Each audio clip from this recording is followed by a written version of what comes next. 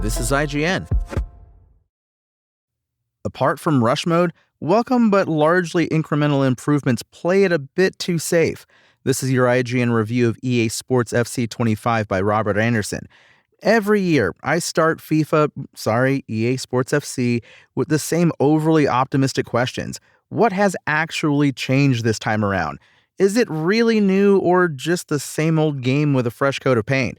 There's always a laundry list of flashy new marketing terms designed to grab attention: Hypermotion V, FCIQ, Ball Touch, Rush, and so on. Okay, one of these is made up. Yet, even with all the buzzwords, there's often a lingering feeling that these changes are merely surface level, and this year is no different in that regard. A series of incremental improvements and adjustments do add to the fun through their novelty, if nothing else, but they're hardly a sweeping revolution. While an exciting new mode like Rush can add an interesting twist, it's not enough to mask the fact that this is still very much a familiar experience. And for longtime fans like myself, the excitement is starting to wear pretty thin. Let's start with the new futsal-inspired mode Rush, as it's the freshest thing about FC 25.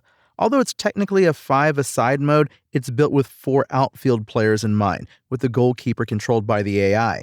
It's available across all 4 core parts of FC 25: Kickoff, Ultimate Team, Career, and Clubs, making it perfect for people who don't always have a full squad but still want to jump into the action.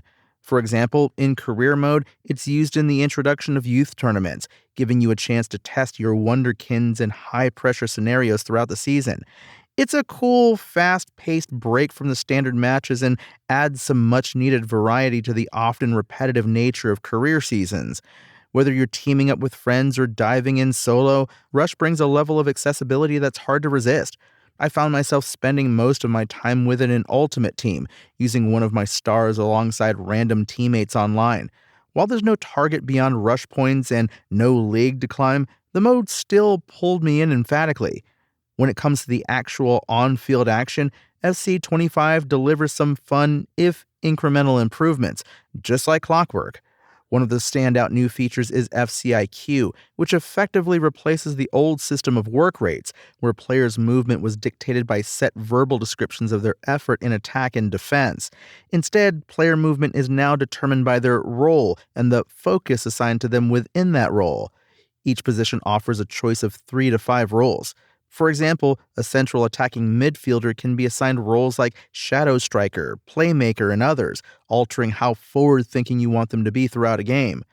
There's a new level of automation that goes hand in hand with this change and actually feels significant.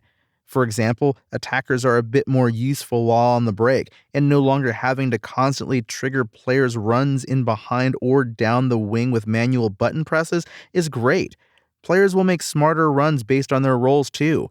However, the level of control still pales in comparison to the more tactical-heavy sims found in Football Manager, and the initial impressiveness of the change wears off fast. It's certainly an improvement, but the desired depth isn't quite there yet. The implementation of new player roles in Ultimate Team, evolving based on real-life performances, is also a neat touch. For example, Jude Bellingham playing deeper one week could see him re-emerge as a playmaker. But then there's the defense, which still feels frustratingly loose.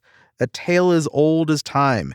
Pacey players can turn and breeze past a defense with ease, and defenders are often a step behind, even slower than they should be. Near-track athlete-level speedsters like Mickey Van de Ven sometimes find themselves unable to catch up with the less-than-zippy attackers. If the opponent gets behind your defense, you might as well start planning your next kickoff because there's little you can do to stop them. One of the biggest improvements this year is simply in the ways you can customize the career mode experience. There's more flexibility in how you set up your career. Board expectations, for instance, can now be set to lenient, sparing you the frustration of being sacked for not spending every penny of your transfer budget. The ability to customize training plans and match tactics to a greater degree, deciding how hard your players train and which roles suit them best, is a welcome step towards giving us more control over our players' development, particularly when it comes to managing youth talent and squad rotation. For the leading football simulator, EA Sports FC 25 continues to lack the fluidity, polish, and excitement it should be expected to deliver. It introduces some interesting new features, particularly the fast-paced and compelling rush mode, but much of the package beyond that feels overly familiar. While the game shines graphically on the pitch, it struggles with a clunky, touchscreen-inspired UI that bogs down modes like Career. Defensive play still feels loose and unresponsive like in previous years, and despite the addition of FCIQ and new player roles initially impressing, these changes don't add the depth you'd expect.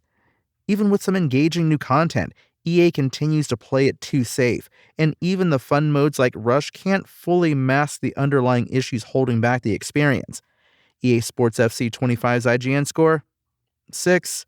Thanks for listening to IGN. My name is Tony Jackson, and for the latest EA Sports FC 25 updates, visit us at IGN.com. Spoken Layer.